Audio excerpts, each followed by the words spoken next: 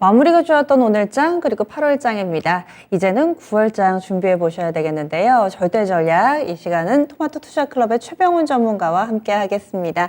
안녕하세요. 네, 안녕하십니까. 최병훈 전문가입니다. 그 사이에 잭슨홀 미팅도 있고 시장도 갑자기 훅 빠졌다가 지금 제자리 갔다가 많은 일들이 있었는데요. 오늘장 한마디 어떻게 정하셨어요? 시장이 바뀌고 있다. 어떤 의미인가요?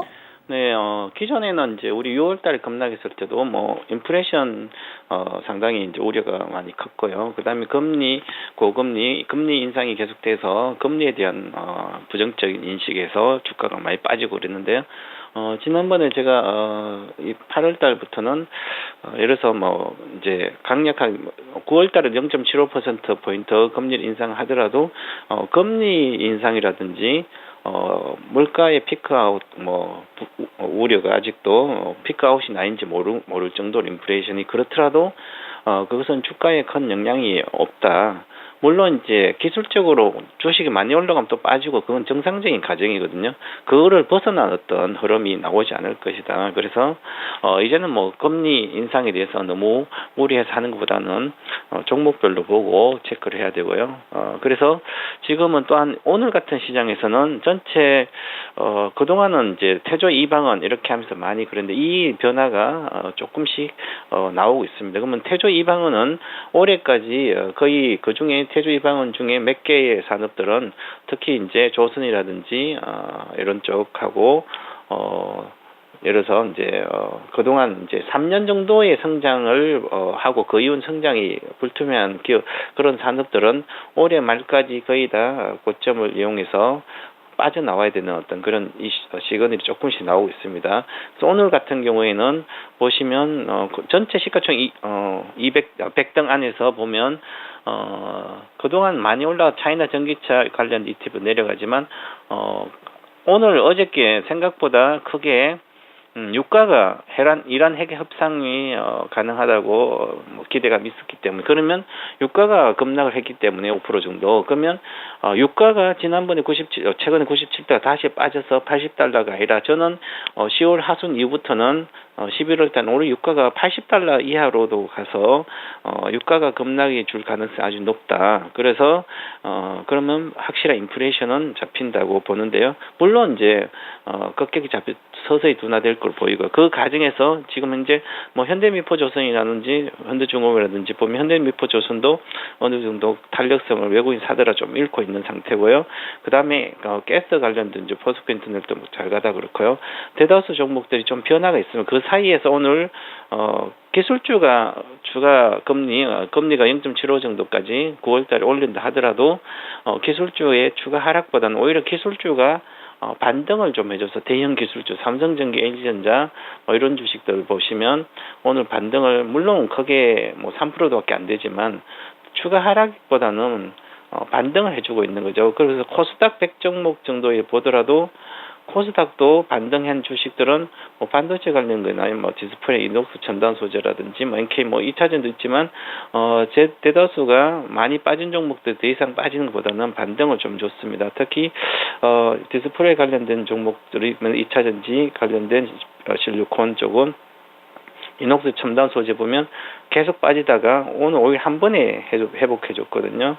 개미야기시 패턴처럼. 그래서 더 이상 빠지는 것보다는 기술주들도 마찬가지로 반등의 영역이 들어가 있거든요. 그래서 우리 2차전지뿐만 아니라 기술주 중에 IT 관련된 종목들은 IT는 이제 과거에 그런 얘기를 했죠. 찬바람이 불 때 사서 꽃바람 불 때 팔면 손해는 별로 안 보고 이익을 본다. 지금이 찬바람이 불고 있잖아요. 가을에 들어가 있고요, 본격적으로. 그래서 IT도 이젠 많이 빠졌다고 손절보다는 그 중에서 실적이 개선되는 종목들은 또 지금부터는 사모아도 되는 그런 구조이지 않을까. 그래서 조금씩 태조 이 방향만 가지 말고 기술주도 좀 봐야 되지 않을까. 바닥 확인을 좀 체크하면서 관심을 좀 쏟아야 될 때라고 보고 있습니다. 네, 그래서 시장이 바뀌고 있다. 기존에 너무 잘 가던 종목에만 시선이 쏠려 있으면 그 밖에 밑에서 움직이는 종목군들을 놓칠 수도 있어서 그런 부분들에 대한 점검해 주셨는데요. 오늘 장은 또 태조 이방원 이와 관련된 종목군들 내에서도 재료에 따라서 상당히 좀 엇갈리는 모습을 보여줬습니다. 지수의 움직임도 오늘 장 상당히 강해가지고요. 체크 포인트 몇 가지로 압축을 해서 정리를 해볼까요? 네, 미국에 이제 피벗은 없다면 피벗은 전환인데 금리 인상기였기 때문에 내년 정도 여름 정도는 금리 인하를 해서 전환할 것이라 그것은 완전히 없다는 것을 이제 이번 잭슨 홀 컨퍼런스에서 다 우전준 위원들도 다 같이 동의를 하는 상태이기 때문에 금리 인하에 대한 기대를 하고 내년에 보고 주식을 하는 것보다는 어느 정도 금리는 고공행진 계속 좀 이어질 거라 보고요. 인플레이션 어느 정도까지 뭐 축소되겠지만 3, 4% 정도는 그 있지 않을까 이렇게 보면서 전체적으로 해야 되는데 그래도 기술주는 바닥이 확인되고 있기 때문에 봐야 되고요. 이제는 조선과 관련된 중기계 특히 먼저 계속 올해 좀 수주 산업들은 이제 조선은 배를 한 수주에서 2, 3년 동안 만드는데 그러면 올해는 내년 상반기까지 수주가 되고 나면 그 이후 수주가 많이 줄을 걸로 보입니다. 그래서 방산도 마찬가지고요. 올해 예산을 잡아서 내년 상반기 그 수주가 거의 끝나면 그 이후부터는 수주가 쉽지 않을 걸로 보이기 때문에 그러면 주가는 1년 전부터 최소한 2년 전부터 빠지기 때문에 고점 찍기 때문에 올해 이제 조선과 방산은 올해 고점이라고 예상을 하고 대응을 시작을 해야 되지 않을까 이렇게 보여서 약세가 들어간 종목이 있으면 그에 대한 체크를 계속 시세 체크를 해서 예를 들어 현대미포조선 같으면 어제 내려갔기 때문에 단기적으로는 시세가 좀 조정 중입니다. 그 중기적으로는 아직은 뭐 큰 문제가 없는데요. 외국인도 사고 있어서 그러면 다음부터 이렇게 조정받고 올라가면 어느 정도 올라가서 돌파하든지 돌파 안 하든지 올라갔을 때 그때부터 좀 빠져나올 생각을 한다면 비중을 축소한다든지 하면 수익도 확실히 챙길 수 있고 좋을 것 같아요. 미리 좀 챙겨야 될 것 같고요. 그다음 제가 계속 7월 하순부터는 LG 에너지 솔루션 가지고 계속 말씀을 드렸는데 외국인 비중 외국인들이 시가총액 2등이기 때문에 외국인들이 한 장기적으로 내년 정도 상반기까지는 한 8%까지 지분을 올라갈 거라고 생각. 3%에서 지금 4% 정도 됐는데요. 외국인 지분이 지금 조금 더 목표가 한 20% 정도 때 올라왔기 때문에 48만 원 내외로 목표가 나왔습니다. 단기 목표가는. 그래서 조정을 주고 있는데요. 어제 같은 경우에 돌렸으면 위로 갔으면 확실히 더 갈 수 있는데 어저께 밑으로 원봉을 줬기 때문에 조정을 하면서 천천히 외국인 비중은 계속 늘어났는데 외국인 비중이 좀 줄어들고 있죠. 지금 오늘도 좀 줄었는데요. 순매도로 돌아서지는 추세지 않을 걸로 보이고요. 그래도 계속 살 걸로 보여서 이런 것을 매집을 계속 좀 체크하면서 시장을 좀 대응해야 될 것 같고요. 그나마 삼성전자도 물론 뭐 외국인 좀 사고 있지만 전체적으로 그렇게 보고요. 이제 코스피는 지수가 저희는 미국보다는 올라간 게 절반 정도밖에 안 되기 때문에 빠지는 것도 그렇게 안 빠지고 하방 지지선은 1420 정도는 2420은 잘 지지될 거 보이는데 잘 지지하고 있습니다. 그래서 주봉상으로 보면 이틀 뒤에 주봉이 확정될 텐데 12평선 2429포인트인데요. 이것만 이번 주 지지되고 하더라도 다음 주부터 물론 어떤 악재가 빠지더라도 이것은 급락을 전저점 깨지 않을 걸로 보이기 때문에 이제는 박스권으로 들어가게 됩니다. 다시 2400에서 2620 정도까지 박스권에 들어가기 때문에 주봉 체크를 잘 하시면 차트는 주봉이다. 그래서 주봉을 보시면 우리 시장은 안정적이기 때문에 이제는 지수에 너무 걱정하고 많이 빠질까 생각하지 말고 종목도 마찬가지지만 실적이 괜찮고 외국인 수급이 좋은 그런 종목 위주로 해놓으면 가을장 9월 10월에 좀 변동성이 있을 텐데요.